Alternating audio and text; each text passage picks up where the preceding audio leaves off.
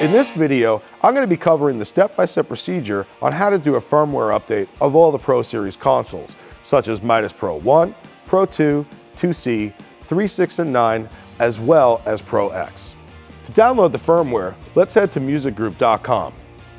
Once we're on the home page, we're going to go ahead and click on the Downloads tab. Now we're presented with various different categories to go ahead and find the information that we're looking for. Because we're going to be updating the firmware on our mixer, we need to go ahead and select the Mixers tab, Digital Mixers, then the console that we're going to be using, which in my case is the ProX. Then we'll click on Firmware, and then you see we are presented with some firmware options. We're going to go ahead and download the latest 3.41 firmware. It's very important that you keep your console up to date with firmware updates. And for your social media folks out there, if you follow along on the Midas page on Facebook, Midas is always letting everybody know when new firmware updates are available. So we're going to go ahead and click on the firmware 3.41. As we see here, we have the end user agreement that we need to agree on. So we click on the Agree tab, and then we hit Download. Now the download is in progress. Now that the download is complete, we need to go ahead and transfer this information to our external USB stick. The USB stick needs to be formatted to a FAT32. If you've never done a firmware update before, or if you have a new USB drive that you want to use, we need to go ahead and make and name a specific folder for the type of console that we're going to be using. For example, for Pro 1, we need to make a folder named DL1U Upgrades. For Pro 2 and 2C, we need to make a DL2 Upgrades folder. And then for Pro 3, 6, 9, and ProX, we need to make a DL3 Upgrades folder. I already have two USB sticks installed on my computer right now, and I'm going to show you the procedure for both. First, where I have my existing DL3 Upgrades folder, I'm just going to go ahead and drag the file into the folder. Now it's copying over, and we'll be ready to use that once it's complete. While that file is copying to my external USB drive, I'm going to walk you through the procedure of how to make a new folder, as well as naming the folder if you've never done this before. So let's make a new folder. For this example, let's do a folder for the Pro 2 or 2C. So we need to name the file DL2 Upgrades. It is very important that the DL and the U in upgrades be capitalized.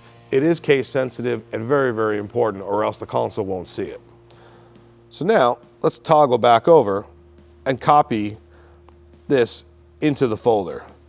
Now, of course, I just copied a ProX file into that folder, so it's not going to be recognized on your Pro 2 or 2C, but you would download the appropriate and correct file for the console that you're trying to upgrade. So now that we have our firmware on a USB stick, let's head onto the console and do the firmware update. Okay, so now let's go ahead and take our USB key and insert it into the active MC controller. If you notice on the console below USB key 1, you'll see that the active light is illuminated. So that's where I'm going to go ahead and plug the USB key into. In a moment, as the console is reading the USB drive, you're going to be presented with a pop-up window letting you know that the multiple upgrade files have been found. At this point, we can click OK. To do the firmware, we are going to need to use the MC that actually is active. In this case, it's MC1, which is on the left side. If MC2 was the active controller, we would then have to use the right side of the console. To do the update, let's click on the Home tab, scroll down to Preferences, tab over, and select Upgrade. If we tab over again, you're going to see that we're presented with two files. This is okay and normal. Just select the first file. Once I've clicked on it, the console is going to read the USB updater, and it's going to begin the updating procedure, as you see here on the left side of the screen. In a moment, you're going to notice that the right side of the console screen is going to turn black, and this is normal. As you notice, the firmware update is beginning to search the entire system, and you're going to see where we're going to be updating everything on the console. So in a few moments, we're going to be ready to look and see what's been discovered. Okay. Here we have everything ready for update. Let's take a look and see what we got. We have the ability to select all, clear all, and then once we select something, the Update Now button is going to be illuminated, or we have the ability to quit out of the updater. Where it says MCs, we do see that we have MC1 and MC2 is recognized. Next, we have the 4 DSP cards on the Neutron engine. Next is the I/O boxes. We see all 4 of my 1.5 series boxes, and you could highlight over it and it'll tell you that it is a 1.5 series. We also have my DL451 that I have here at front of house. I do like the fact that you can hover over and see exactly what the component is if you're unsure what it is. Down here on the bottom, we have Surface 1. That's actually the console surface in front of me. Then we have our front of house router, as well as our stage router, and last, we have our I/O board. This is actually the Neutron NB. One thing that I want to note, the I/O board for the Neutron NB may not be illuminated on your initial firmware update. Depending upon the firmware that you're upgrading to, the card might not be recognized at this time, and that's normal. So what you would do is go ahead and do the upgrade process for the console. After you do 2 full power cycles on the console, run the updater again and the I/O board will appear. You don't have to go through the entire upgrade process of the console to update the firmware for the I/O card. You could just select the I/O board, hit update, and within a few moments it's done and the console is ready to go after you cycle through the power twice. So now I'm going to go ahead and select all to upgrade everything within the console to the same firmware update. Once we've selected everything, we can now hit update. Now we're presented with a very critical warning message. We must make sure that we do not lose power on the console during the update. This could be a catastrophic event if it was to lose power and the console could be rendered useless. So please make sure that you're in a secure power source. Because this is so critical, I do have my stage rack and my front of house rack with battery backups, not just for during my show, but for situations like this when I need to update my console. So now, let's hit upgrade now. This is the last chance that we have to abort the upgrade procedure. And just so you know, the upgrade procedure can take a significant amount of time. Let's go ahead and hit upgrade. Now, we're presented with the option to back up our shows. If we already have all of our files on our external USB drive, then we're good to go. If you haven't done so, if you click yes, it'll back up all the show files for you. It's a good tip to back up everything on the console before you begin the update procedure. Because I have my files, I'm going to click no and skip this process. Here, we're presented with the option to reset the console. This is going to reset the entire console to all of the default settings.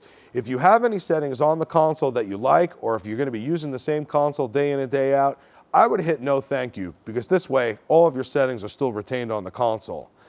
Again, it's a good idea to save all of your preset files as well as your show files onto your external hard drive in the event there's an issue with the upgrade procedure. Again, I'm going to click no thank you to reset the console. Now you'll see that the upgrade procedure has started. I'll see you back here when it's finished. Now our upgrade has finally finished. We see here that we have an upgrade summary. If any of the devices during the upgrade fail to update, we would have an indication letting us know which devices did not upgrade. In the event that that happens, you can go ahead and run back through the upgrade and just select those components that failed to update. So now we also see here that after we quit the updater, that the console and the entire system needs to be power cycled fully twice. So let's go ahead and click on OK. Now that we've clicked on OK, we have to quit out of the upgrade. Once we quit out, the console is going to start rebooting itself. And as you see, it's telling you, do not switch the console off yet. So we'll wait a few moments for the console to come back online. Now the console is booted back up. You'll notice on the left-hand side that we have the pop-up to let us know that we have an upgrade file on the external USB. Here we can click OK.